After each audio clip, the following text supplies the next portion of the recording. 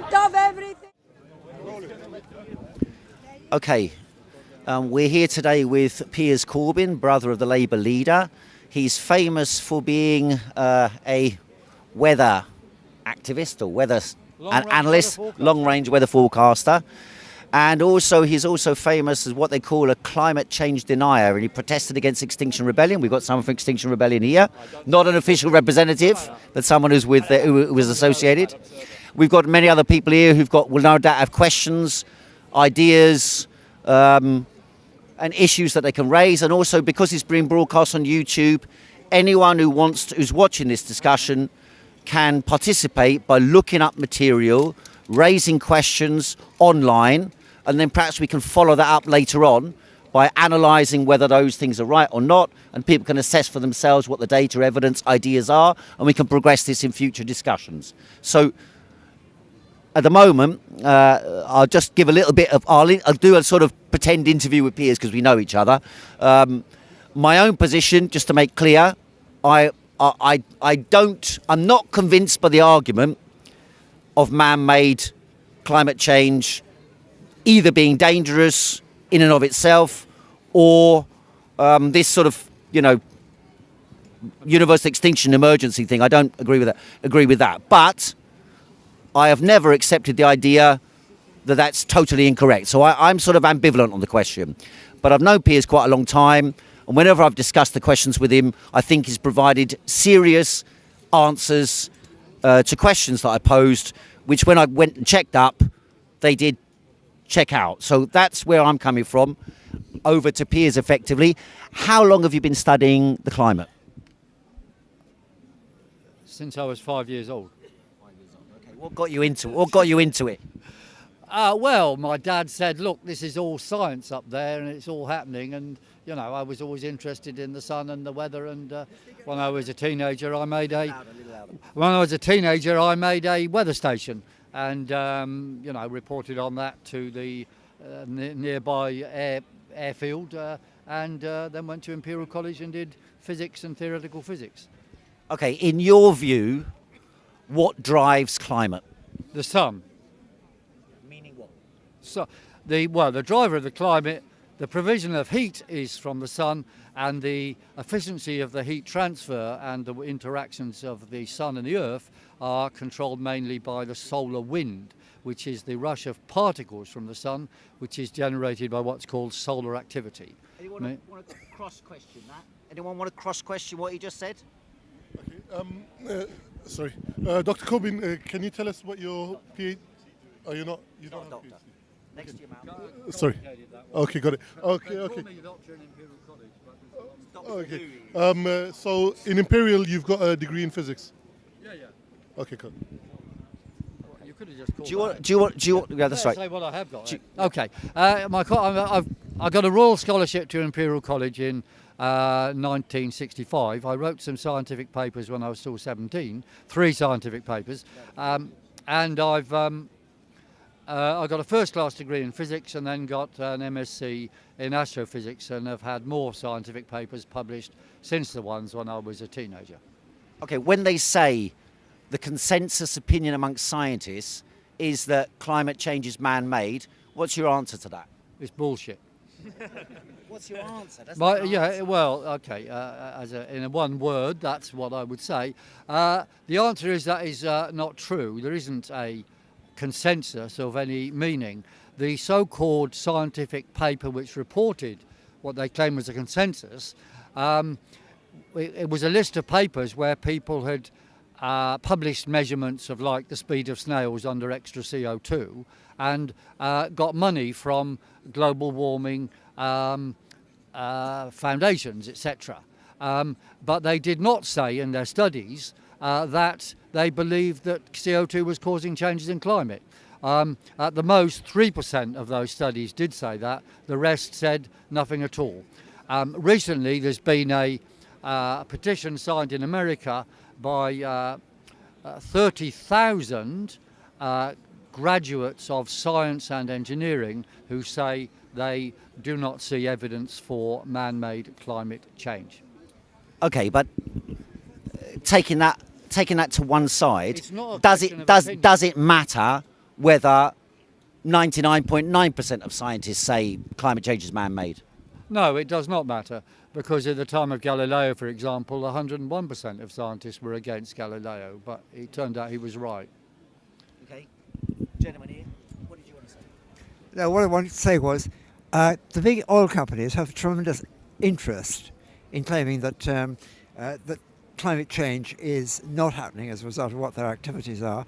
If the stories of climate change were bogus, why was it that they haven't actually put up a tremendous opposition to the whole idea that it is man-made? Do you want to say that louder, what he said? Yes. Just talk to the audience rather than to Mike. Talk to the audience. What he says is that how come the oil companies have not been more opposed to things like Extinction Rebellion or whatever? Well, my answer to that is actually the oil companies are making money hand over fist out of the climate change story. ExxonMobil are on the committee of Citizens Online, where the Extinction Rebellion event was hatched via a Gail Bradbrook. The reason why they can make money is because they made agreements to support the climate change story, providing there was a uniform price for carbon across the board.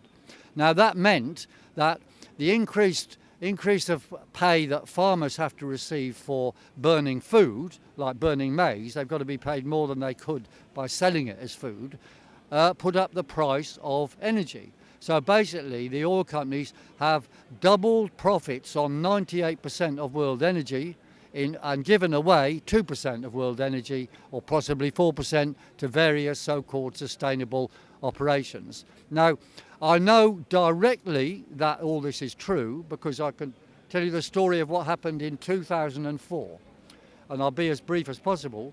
But I was invited to the Global Oil Summit in Houston, Texas, to give a report. And I told them its climate is controlled by the sun, and they were very interested.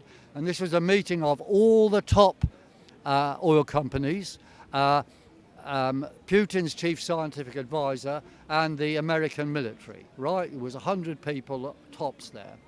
And when I'd finished speaking, a guy walks up to me and he flashes a wad of papers. He said, "Mr. Corbyn, I just want to tell you that we're on the case." And he showed me graphs of the solar activity and rising temperatures of the sun or whatever due to the sun. And I said, well, that's a bit like what I've got. So why have you got me here? He said, we wanted to hear from a real scientist in the field practicing now independent of us. So we got you. I said, well, that's nice. And then I said, and who are you? He said, I'm the chief executive of ExxonMobil. Right? Now, 2 months after that, or 1 month after that, friends of mine said, why don't we ask these people, oil companies, for money? I said, look, I don't want to do that. But they said, look, tell you what, ask them for money and ask the IPCC, United Nations. So you got like even balance, so we could be independent. They were asked for money and they said no. We like what Mr. Corbyn said, but we do not want to upset the Green lobby. I'll repeat that. We do not want to upset the Green lobby. So in 2004, a meeting of all the oil companies together decided, one, they knew what's true, i.e. the sun does it. Two, how to make money. And it's a no-brainer. They're going to go for how to make money, and they've gone on there 24/7 along with it. They don't mind being blamed for everything, so long as the story stays in place. Okay, 1 minute. But the fact that people are financing one view, it's also true that Donald Trump, for example, and others have got financiers back in the opposite view. So there are interests involved in both arguments. I mean, whether that's factual or not is irrelevant, but there are interests back in both arguments. Of course. Generally speaking, oil companies or big corporations invest on both sides in American politics, for example, so they can always have a say. But I'm telling you what actually happened at that meeting. And I know from all scientific evidence that climate change is entirely controlled by the sun, and carbon dioxide levels are an effect, not a cause of climate. you want to clarify what I you mean will. by that? When the sea gets warmer, it emits more CO2. When it's colder, it can absorb more. It's like when you have a bottle of pop, you warm it up just a little bit and little bubbles will form. Those are carbon dioxide, they're coming off. Even water will do the same thing. Carbon dioxide comes off. So there's a dynamic equilibrium between what's in the air and what's in the sea. There's 50 times more carbon dioxide dissolved in the sea than there is in air. And when the sea warms up, CO2 comes off. But there's a delayed process because the circulation of the sea is very complicated and slow, and it takes even 500 or 800 years for the effects to come out. But they do happen. The rise in CO2 levels now is probably due to the medieval warm period. What is the medieval warm period and why is it important in the discussion? The medieval warm period is a warm period in medieval times like 700 AD to 1300, which was of great prosperity in Europe due to bigger crops and a general warming. It's significant in the debate because the Climate Research Unit of East Anglia tried to hide the medieval warm period some years ago, and the Climate Gate, as they're called, emails revealed the dirty tricks they were up to.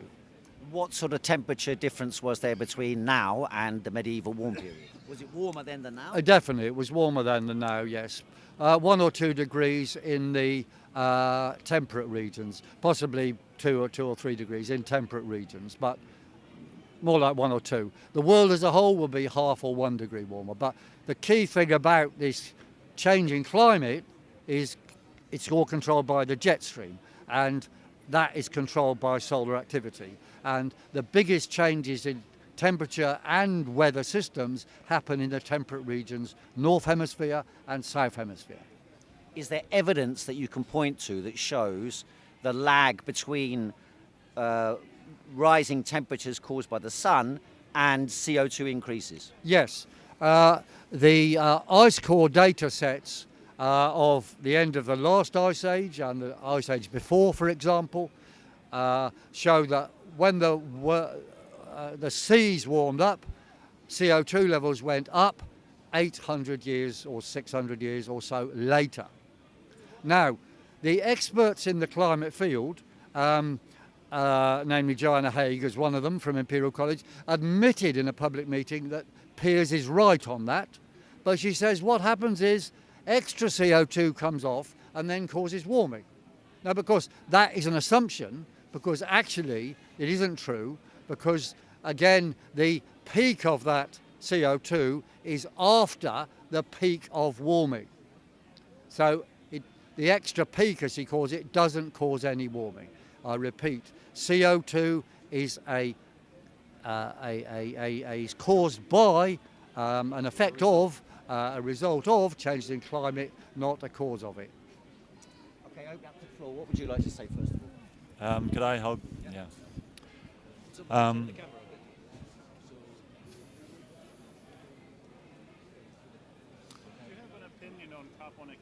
One Can I second. just speak? Yeah. So yeah, I want to give a comment about I want to give my comment about my experience of Extinction Rebellion. So a cultural backdrop. I'm involved with rainbow gathering culture, which is about back to the land. I think Greenpeace was established at the first rainbow gathering. So I've given 20 years of my life to furthering that culture. So a friend of mine was at the last rainbow gathering in Sussex. A friend of mine was at the last rainbow gathering in Sussex, where very often in the rainbow gatherings in the UK we get harassment from the external authorities. So last autumn the army came and took down. This is an off-grid gathering, so we're cooking on open fires, we're eating in circle, we're fetching water from the springs, and we're singing to each other, and we're re-establishing roots of community. And the army came and took down our kitchen, hid our pots, and poured water on our sacred fires. A friend of mine was not happy, and he'd heard about Extinction Rebellion, so we did a walk from the Ashdown Forest. I only did one day, but he did all the days to London to join the first Extinction Rebellion warm-up, if you like, a workshop on non-violent direct action. So I then came in, and for me, like the rainbow thread from all intents and purposes that come to London. So I'm going to get involved on a periphery to observe Extinction Rebellion and see how it's operating. So I was on the 5 bridges, and I did the swarming initially to disrupt traffic. And then a week later, I was going to come for what my friends had said. There was going to be a debriefing. So I was sleeping in the park, as I do, and I was up early. I was there at 7 o'clock in the morning, and they'd had a bit of a party. And so there was no one particularly to clean up the office. We had to vacate one office. There were 2 rooms, so we had to vacate one. I spent about 6 hours with one other person, tidying up all the bags and sorting them out for them to go back to the warehouse, waiting for the debrief. And then when it came to it, having cleared the space for the debrief, we were told the debrief is only for administrators rather than for foot soldiers. So for me, this is a little bit the story of Extinction Rebellion. And I agree that the status quo has to change, but I'm concerned about the messaging. I arrived with a setup here, and I see a lot of people from my culture who are used to volunteer labour for setting up off-grid catering. And the advertisement was that we would be doing direct action for 2 weeks. I donated 60 hours of my time. I brought my children on the walk into London. I brought my children and other people's children into London to see, you know, how potentially the status quo can be challenged. But then I find that after putting in service at Parliament Square, there was no kitchen coordinator. I couldn't phone anyone at Waterloo Bridge. I couldn't phone anyone at the different places. I had to go via the centre. Yeah, and this is, for me, the problem. And when they said, oh yeah, we're going to stop the direct action, we're going to negotiate with the mayor and the police force, if, as they advertise, that it's holocentric, that it's horizontal organisation, there should have been a People's Assembly in every single site. It should have been well advertised to every corner, for example, of Parliament Square, that it should have been advertised a People's Assembly in Parliament Square, a People's Assembly on Waterloo Bridge, a People's Assembly in Marble Arch, a People's Assembly in Oxford Circus. Then there should have been delegates from each People's Assembly to a General Assembly, and then they would have made the decision. My suspicion is that there was a very unadvertised meeting of a General Assembly just for a few coordinators. And my concern is that, yeah, they just want to see big corporation signalling that they're greening, and they're not concerned about redistribution of the land and getting back to more efficient ways of producing food and creating harmonious and peace-loving communities. Yeah. One sec. Just so what I get from that, the question that comes up in my mind is the following. What's the distinction in your mind between the CO2 issue, greenhouse gases and so on, perhaps in yours as well, and campaigns, genuinely motivated campaigns by millions of people around the world around what really, I think, can be sort of merged with the idea of pollution? CO2 we don't know. We don't physically see that. But poisoning the sea, poisoning the land, poisoning the air, we see everywhere, right? So if you like, the merging of those two issues, how do you see that? Yes, well, they are merged by the interest groups, the big corporations, in order to confuse people, because the CO2 story is very helpful. In fact, the CO2 is the gas of life. It's not bad at all. And when you breathe out, the CO2 concentration in your breath is 100 times the average in the air. Now, I support what I would call true green policies, i.e. genuine defence of biodiversity, looking after hedgerows and not using insecticides as much as possible, and so forth. However, the CO2 story actually is causing damage, in particular the policies. For example, last year in Germany, over 1,000 tonnes of insects were killed by wind farms. A lot of those insects are pollinators. So that set back crop growth, and it does in every country. Are you saying wind farms are negative, and why? Wind farms actually produce more CO2 in their total circuit of production because of the high cost of the steel, etc. And they're also extremely inefficient, and as a consequence, every wind farm has to have a coal-fired or oil-fired or something station to back it up when the wind doesn't blow. They're there as symbols and money-making ventures, as are all the things which come out in the name of Big Green. Another example is the Draxby power station. That's now run on wood chips. Coal mines are closed and the wood chips are bought from America. Forests are being destroyed and put on ships, made into wood pellets and burnt. And they're burnt in Draxby, and they produce, because it's quite low temperature, they produce microparticle pollution, which is equivalent to increasing the number of diesel vehicles on the road in the United Kingdom by 25%. And we're told this is saving the planet. It's causing people ill. And if I give one more example, which is really very important, the biggest victims of climate change policy are black African women, who, because of the lack of power stations in Africa, held back by green policies where they're told they've got to use wind and solar or something, women cook over open fires. Now, it's okay doing that for a day, but if you do it 24/7 for years, you get ill and you die young. The World Health Organization estimate that 6 million people a year die of what they generally call fuel poverty. This is an example. So it also means that climate change policy, as put forward by the United Nations, is racist. Racist because it is killing black African women in huge numbers. Okay, gentlemen here. Question or contribution? No question. No, it's answering some of the points which you made. I think that I'm the only fellow scientist here, and the issue is, I'm not going to pretend to be as qualified as you, Doctor. I'm just a lowly physics teacher. Okay.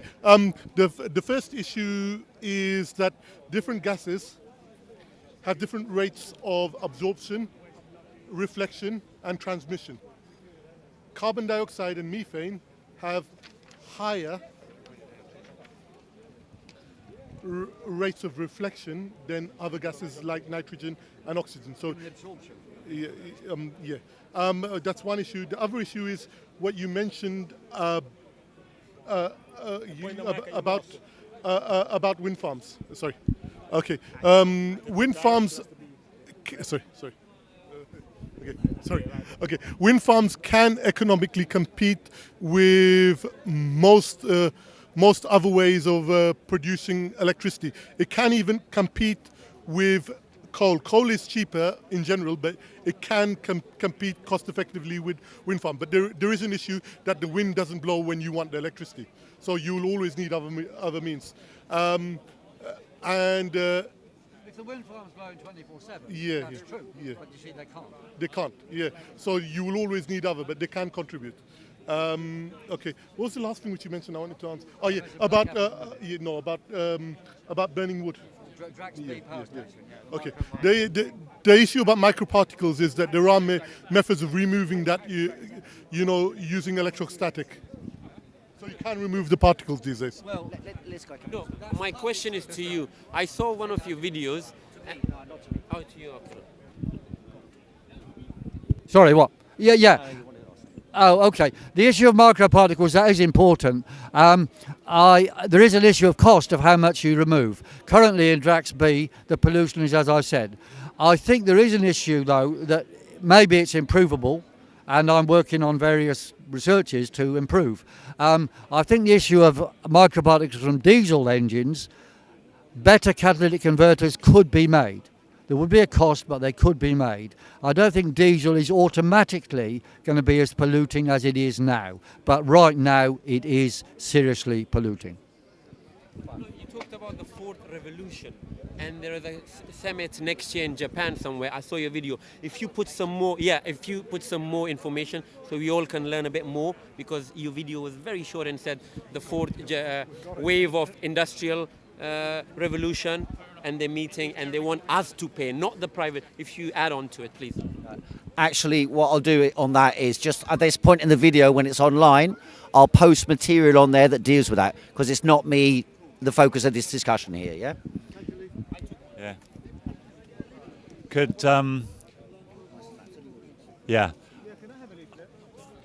When I was walking up the River Wye, I've been involved in fracking awareness campaigns, and when I was walking up the River Wye, I encountered the Monmouth Group, and they were lobbying the government for a regional grid.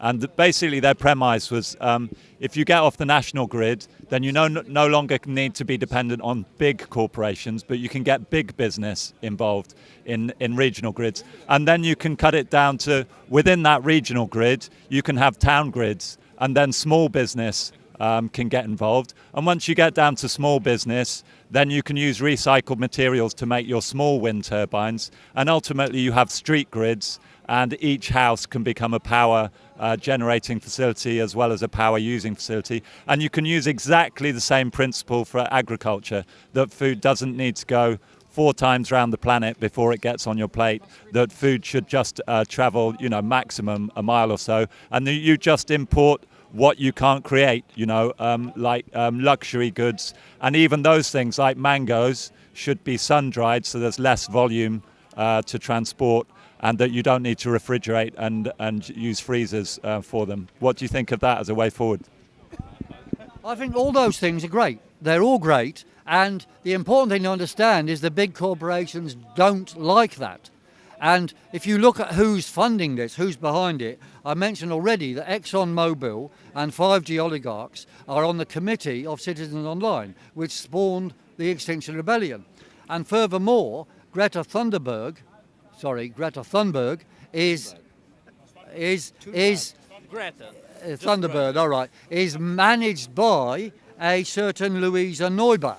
She is funded and paid for by OneOrg, which is the pseudo-charity front organisation for George Soros and Bill Gates. So you know where their interests lie. They want big, big, big corporations, big, big, big projects, and they rake off the money. And the final understanding of what's really going on is made clear when you read the World Economic Forum latest green report. That says we've got to save the planet, and it's going to cost £1 trillion a year, and we've got to get this money from somewhere.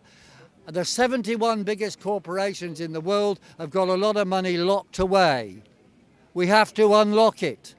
Now, what does that mean? That means they want to rob your pension fund to fund giant projects. But will these giant projects cost what they say? I suggest not, because 1, they'll skim the top, and 2, they'll use the money to stop the impending bank crisis, which is overdue.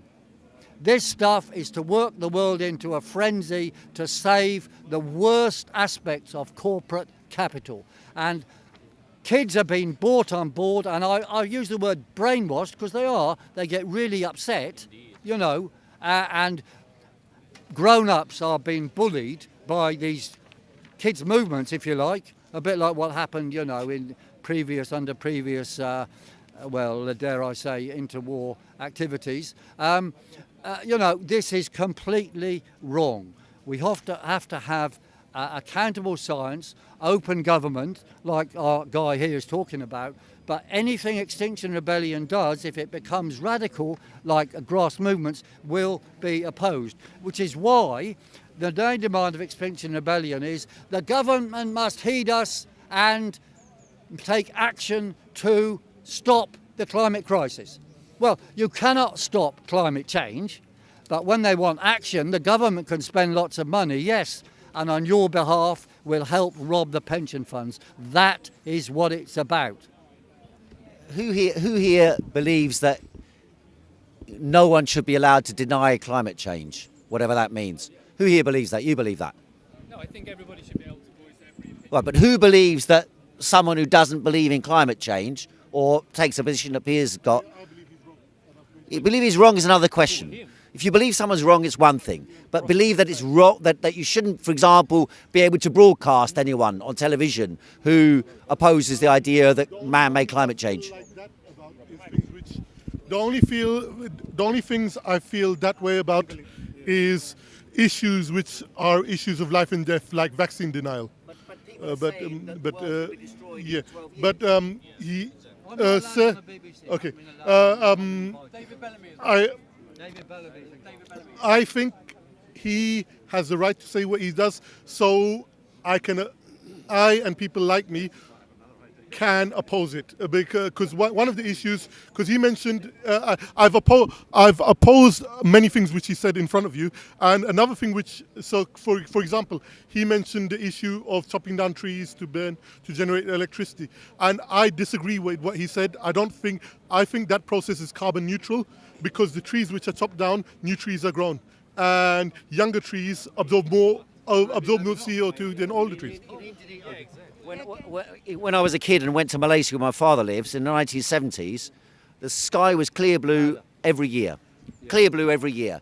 But now, if you go to Malaysia, it's cloudy all the time. And it's because Indonesian farmers are cutting down the jungles, burning them, and that creates, clouds that completely engulf Malaysia. And so one other thing I was going to say, first of all, which was, how do you feel? I mean, on the one side, you're saying it's fine for the counter argument to be made, but is it fine, for example, for someone to turn around and say, as seems to be the mode at the moment, that we are in a desperate emergency, we've only got 12 years left, and you must conceive of this issue as if your house is on fire and Extinction Rebellion is the alarm signal? That's the argument. What do you think about that? The issue here is that I'm opposing his science. I'm not opposing his morals. Okay, so I'm not. Okay, and I've already opposed your science, and I've given you. Okay, I've given you some of my responses. Okay. You can add more Okay. online. Okay, but yeah, I know. I've made statements. First of all, what you mentioned about what's happening in Indonesia, those trees are chopped down for a different purpose. Those trees are chopped down to turn that into farmland. What we're talking about is when trees are grown specifically to burn to generate electricity, like trees like willow, which are fast growing. All right, that is carbon neutral. So, yeah, I know, but that's what I was referring to. Okay, okay. Yeah, I know. If those trees are grown specifically for fuel, then that process is carbon neutral because those trees will be replaced. Yeah. Can you just ask a question? Hello. Yeah. My question is this: being a resident of Venice, we are routinely informed that there is a rising of the sea, and Venice is going down under more and more. And there is a factor of speculations here, because the houses and dwelling on the ground floor are cheaper, and they don't create profits for all these real estate sharks. They tend to be disqualified or downgraded because obviously they make more profit selling first, second, third floor. And so I never really believed myself personally about the raising of the sea. Because, for example, in 1966, the sea level grew to 1.90 meters. 1.90 meters, and now these dams that they are building are only holding 2 meters.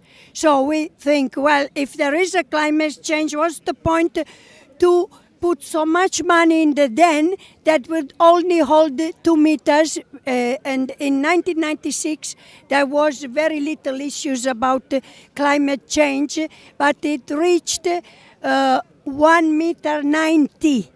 It means that the people I mean, they thought if it keeps on like that, it's the end of Venice, which is under the patronage of UNESCO as artistic and unique city in the world and so forth. But personally, I have apartments on ground floor, and I'm not worried about climate change because I believe this issue of rising of the sea is a non-issue. There are interest involved of the real estate market, very profitable in Venice. Okay, so how do you measure whether the sea levels are rising, and is it something negative if they are, and so on? Tell us about sea level. Yeah. Sea level rise, yeah, it can be measured by large numbers of buoys, that's floating things, around the world, and also what happens in ports. But at the same time, you have to allow for sinking of land in certain places. Venice is one such place where it is sinking. The measures of sea level rise show that there has been a slow sea level rise since the end of the last ice age, which is caused by expansion of the whole sea as it gets warmer. The rate of sea level rise did not change from before and after the Industrial Revolution. So there's no change in any to do with sea level, which is something to do with CO2. Al Gore, of course, knows this, and he's still got a very expensive house by the sea, despite the fact he's warning everybody to move away from the sea. And to our gentleman here, I would say, all I'm asking for is evidence-based science. We want actual scientific evidence of actual measurements in the real world of carbon dioxide levels and temperatures which show that carbon dioxide drives temperatures. Now, I know there is no such scientific paper in existence or even one scientist in the world that can justify that claim. Not one. Which is why they will never turn up. If they were serious, they would come to Parliament and explain the evidence. Instead, they send a young girl, right? So I ask this gentleman here to bring forward actual scientific paper evidence. We've asked the BBC, they've produced nothing. So your brother's in a very influential position. Your brother's in a very influential position. Your brother is in a very influential position as the leader of the opposition. Does he agree with your stance on climate change? My brother, well, he used to be my brother, now I'm his brother. He supports Labour policy. That's not an answer. That's a politician's answer, and you're not a politician. Give us a real answer. Does he share your position? What's his position? I think given the circumstances, it is fair enough. Given the circumstances, I think it's fair enough to accept that answer, because we are in a political world, and what Piers says will immediately be taken up by somebody else. So if you want a secret expose about what Jeremy thinks or doesn't think, it's not fair to ask that now. Look, Jeremy has minders and I have minders. And my advice to you is Jeremy supports Labour policy. Okay, but you're saying if you can't convince your own brother, why should we listen to you? Do you agree with your brother on everything? I mean, that's frankly a stupid argument. He's not right. His brother might be just very stubborn. Sorry, Steve, you want to say something? Steve, why are you controlling this conversation? Because we're trying to arrange. Derek's doing a fine job. Sorry, we're trying to. Sorry. You've taken Derek, the guy over here who stalled your sitting on. Okay, I'm sorry. This is just like in normal circumstances at Speaker's Corner. I would normally speak on a platform, give my point of view. Today we decided, because the debate on the issue is a big issue, and Piers has been part of that debate, so I decided, yes, correct, just like you do when you speak to the camera at certain times, that we would present the discussion in a way that tries to get into some depth rather than just a generic free-for-all. Hello, Piers. One question I have got about the climate change protests are that the week you did the protests, they were all on parliamentary recess. So if you want to speak to somebody from government, yet there is nobody in government, what's the point in doing it if there is nobody in government to speak to? No, but he was talking to a lot of people. He was talking to a lot of people who were in it, and I'm just saying, like, why? I don't know why they do. But the thing is, but I'm not finished with it. But of course, but the thing to add to it was, why did it take so long for everybody for them all to basically get rid of them in the first place? Considering the fact they were causing so. This is an orchestrated movement.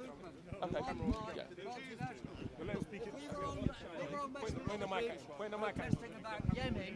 We would be moved off in 5 minutes. If we were on any of these bridges, blocking them up, saying end the war in Palestine, stop the war in Yemen, we'd be removed after 5 minutes. This is, well, by the police. There are people. There's a woman by the name of Corey Morningstar. One minute. Because we're organising a specific type of discussion for the video here. Yes, I am dominating. I'm not disputing that. It's not like a typical something. There's certain issues that need to be discussed rather than just have a chaotic discussion. That's the reason for it. It's not because I'm not trying to exclude anybody, but I think that it's easy at Speaker's Corner to get into a chaotic discussion. Sorry, one second, just to respond to what the gentleman said. A woman by the name of Corey Morningstar, the website you can find her material on, wrongkindofgreen.org. She's done a study which argues, and she's a green activist who believes in climate change, right? She done a study that says that what's happened recently can be attributed to an orchestrated media campaign designed to mobilize opinion behind a campaign that will mobilize resources, capital unlocking, to back up a specific agenda. So an example of that is, and I'll come to you then, and then you, is that Paul Polman, he was the former CEO of Unilever. In January he resigned. He was 10 years CEO of Unilever. He declared his support for Extinction Rebellion because they launched a website a few days ago called Extinction Rebellion or xrbusiness.org. And then a lot of people in Extinction Rebellion weren't happy with it, and they took the website down. But it was announced in the Times newspaper a few days ago. Yeah. So you, and then you. Okay. Piers, thank you very much. Okay. Thank you. Have a good day. Take one of our leaflets. You pass one over? Yeah. If people want to know more about what I said, go to, best way is go to Twitter @Piers_Corbyn. And all the links have been there. I've just been shown some Twitters, which are letters from me. And I suggest they're fake Twitters. Okay, so just for the camera, what those Twitters are, because point the mic on when you're speaking. Yeah. I was showing it for everybody.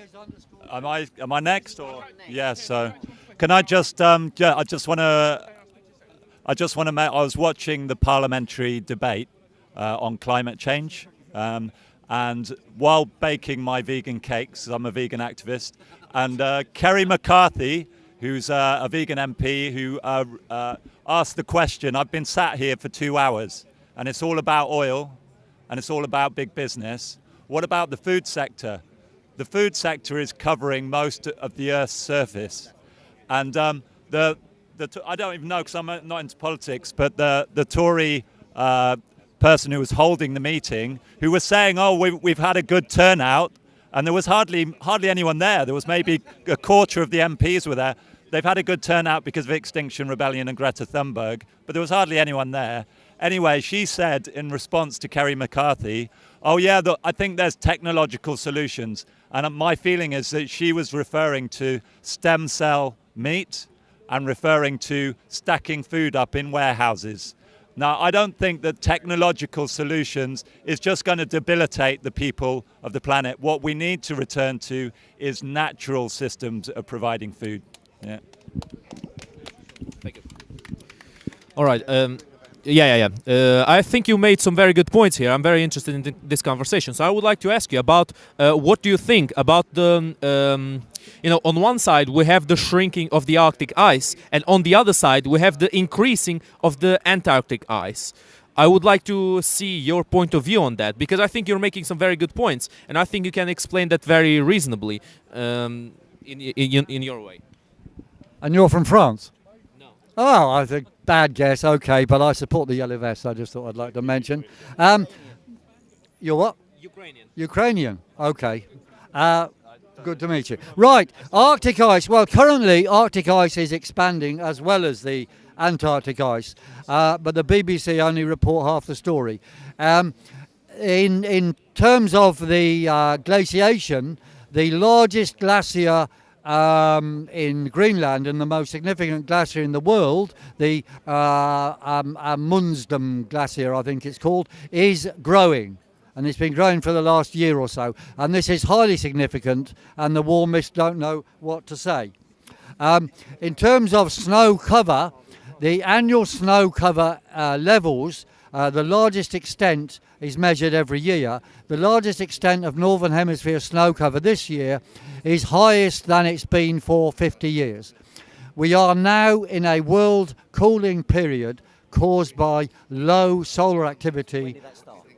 What we call the mini ice age, the beginning of it, probably started seriously in 2013 when we had that very cold March with the jet stream a long way south. What happens in these mini ice ages is the Northern Hemisphere jet stream comes a long way south, it gets generally colder, and we do have some very warm spells, but there's less of them.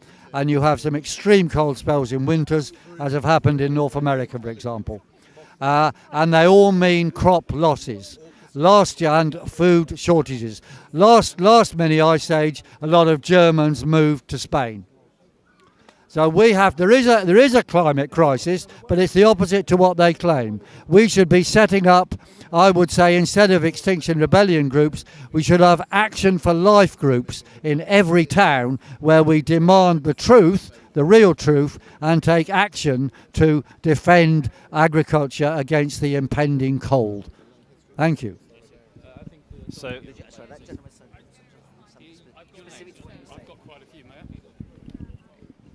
hi. Sorry, number one. Is this okay? Number one, I arrived a bit late. Your scientific credentials? Oh, sorry. What are your scientific credentials? I'm just checking.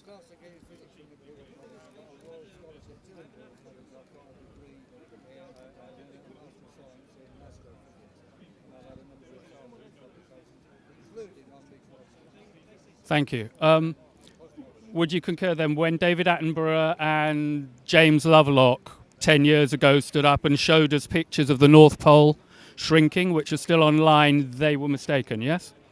Well, it might have been true then, but it's not true now. Well, they're still showing those pictures. Well, sorry. Am I not speaking? Oh, sorry. Sorry. They're not. They may still be showing those pictures because they don't want to show the current pictures. And I have to say that David Attenborough is only where he is because he's spouting the lies he does.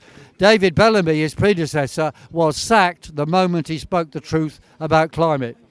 I call him now Sir David Attenborough of Walrusgate, because what he said about walruses was untrue. He claimed the walruses are jumping off cliffs because of climate change. Nothing of the sort. They're jumping off cliffs because they're chased by polar bears, and they're also frightened by drones used by filmmakers who want to get a bit of action. So actually, filmmakers are killing walruses and blaming climate change for it. Last question, I'll keep it brief. Sorry, it's on for you. Thank you. Hi, okay, last question. Would you concur it's possible that human beings are exacerbating climate change and there are more premature deaths from energy poverty, as you claim? Those are not mutually contradictory facts, and it's possible that global organizations are trying to jump on a bandwagon to milk our taxes, yeah? So even if the second two things were true, they don't disprove the first thing necessarily. I hope you concur with that. Yes? There's three things there, but whatever. Mankind's carbon dioxide is not affecting climate in any way. Local climates are affected by trees, and if you denude areas like the British Isles, they chop down all the trees to build the navy to beat the Armada. That did cause an amount of warming. Well, of course, many things could be simultaneously true. I agree with you. There could still be carbon dioxide effect as well as the sun ruling the show, but there is no evidence of any carbon dioxide effect. And I repeat, you missed it. We've challenged all concerned to produce scientific papers. The BBC have failed, although Roger Harrabin did email me or text me saying, yes, Piers, we have the evidence, I'll send it. Nothing arrived. I texted him back and he had some lame excuse, and he had no excuse basically, and he didn't send anything. And since we're talking of texts and emails, I'd like to say for the first time in 10 years I had a communication from Tariq Ali this morning, who is very concerned about what the global corporate activities are doing, and sent me a very supportive text. And in my opinion, we want him on board for a new Action for Life programme of action to stop this climate sect, this climate death sect called Extinction Rebellion. Perfect, thank you.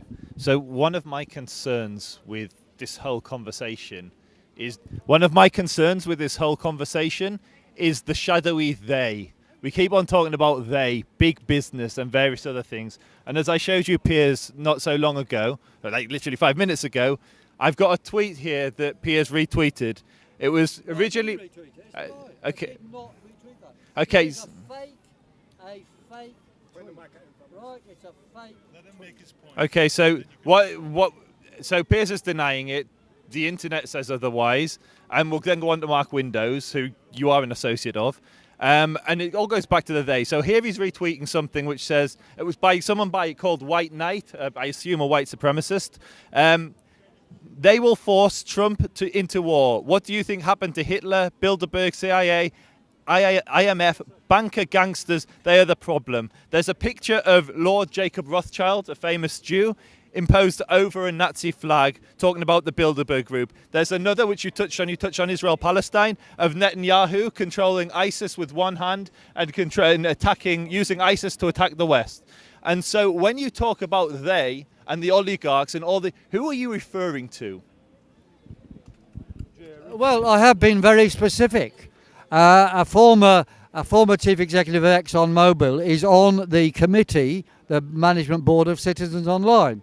The chief of 5G oligarchs, one of the companies, the name I can't remember, but it's listed on that piece of paper I gave out, or online, is on the board of Citizens Online. Very specifically, George Soros and Bill Gates fund, which is their charity front organisation, which pays for the management of Greta Thunberg. So is it Soros and the likes who are controlling the governments that are acting to advance this climate change narrative? Well, Soros, look, we've done a lot of that. Soros has a very big influence. The handouts to scientists to do the bidding of these people is very clear. But hang on, Rothschild is also there's a lot of information about these things. If we go in like Rothschild, there are Rothschilds directly financing some of these campaigns. Yes, there's a lot of evidence for that. I'll present it on the online YouTube stuff, so you can question it on that. I'll present it on there, right? However, you are right to question about they in general, but going on about this particular tweet, which has got nothing to do with the debate we're talking about, I think is meandering off into the unknown. They've got no answers. Those people, the people that put out that tweet, well, I don't know who put out that tweet, but they cannot answer the science that we put forward. That's why they have a smear campaign. I mean, regardless of what Piers says or doesn't say, if he's talking about one issue here, which is climate change, if we wander onto every single view, I mean, I've known Piers since 1998, and I've not. That's why you're protecting him. What do you want about protecting him? Because you know what the accusation is. The accusation is anti-Semitism, and you're saying we're talking about. Anti-Semitism allegations have been made. I'm a close friend. I mean, I've worked with Richard Lindzen. Look.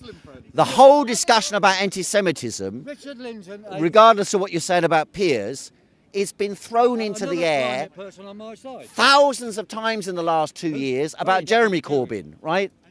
No, kind of I'm relevant when we're sitting with well, this no, it's brother. not kind of relevant because we're talking about climate change. We're not talking about anti-Semitism. You're smearing because you're Talking anything to do with that. Charlton, sorry, Ross, it's not a smear. I've told you who I'm talking about. Were you listening? Were you listening? Were you listening?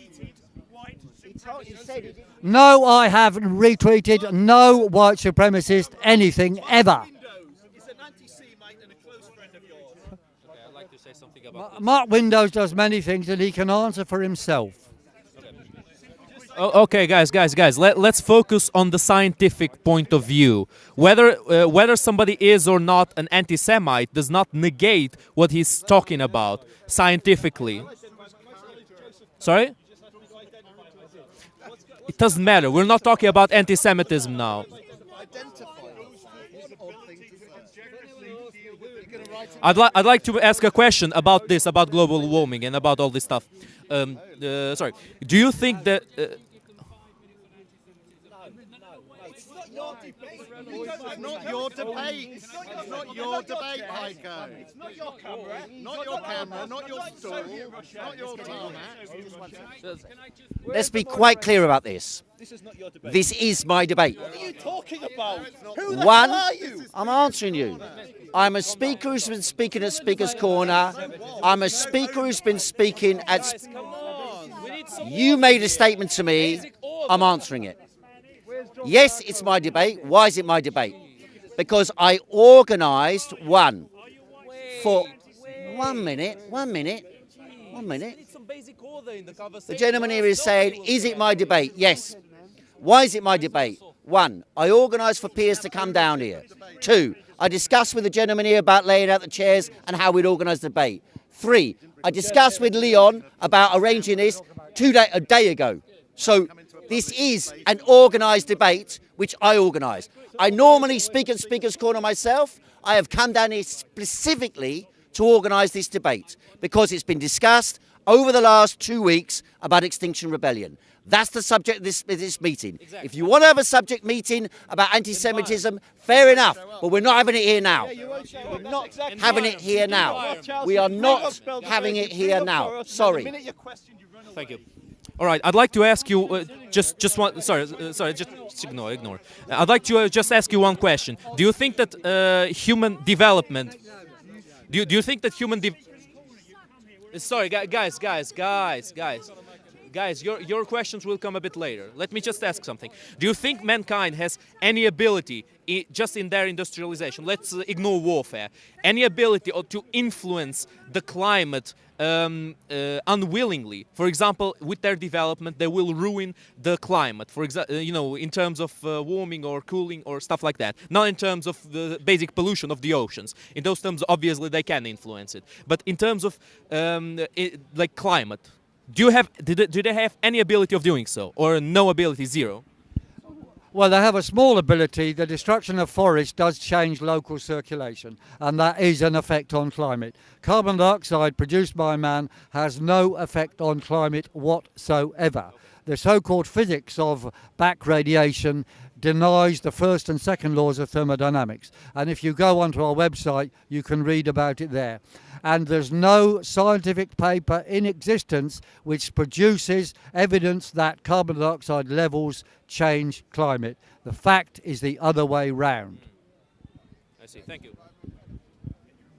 I was trying to help you get. Right. I think. Is there anything more you want to say? I would. Do you want me to sum up? Yeah, I think so. I think so, because I was meant to be somewhere else. Okay, well, I would say, look, thank everybody for coming. I think it's been very helpful. The other things I've been accused of are irrelevant to this debate, but I'll be happy to answer them elsewhere. I will summarise. Man-made climate change does not exist. We repeat our challenge. Do you mind me quiet? We repeat our challenge that scientists or the BBC or anybody must produce evidence of man-made climate change, and I urge you to set up groups of to set up groups of of Action for Life to oppose the Extinction Rebellion view of, in fact, acting on behalf of big global corporations. But there is a wing within the Extinction Rebellion movement, if you like, which does believe in true green policies, and our gentleman here is one of them. And I support that sort of stuff, and I think we have to demand democracy in any type of these movements. And his point about, you know, mass meetings or to decide what to do when you've got a big protest is correct. So I say support true green, oppose fake green, demand accountability against diktat from on high. Thank you. Content over everything.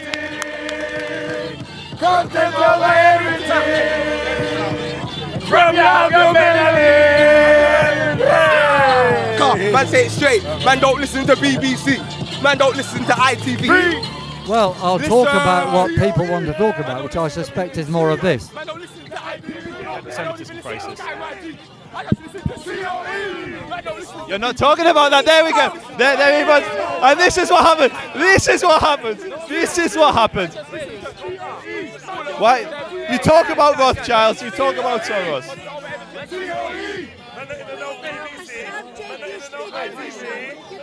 And that's the subject's finished. The subject finished.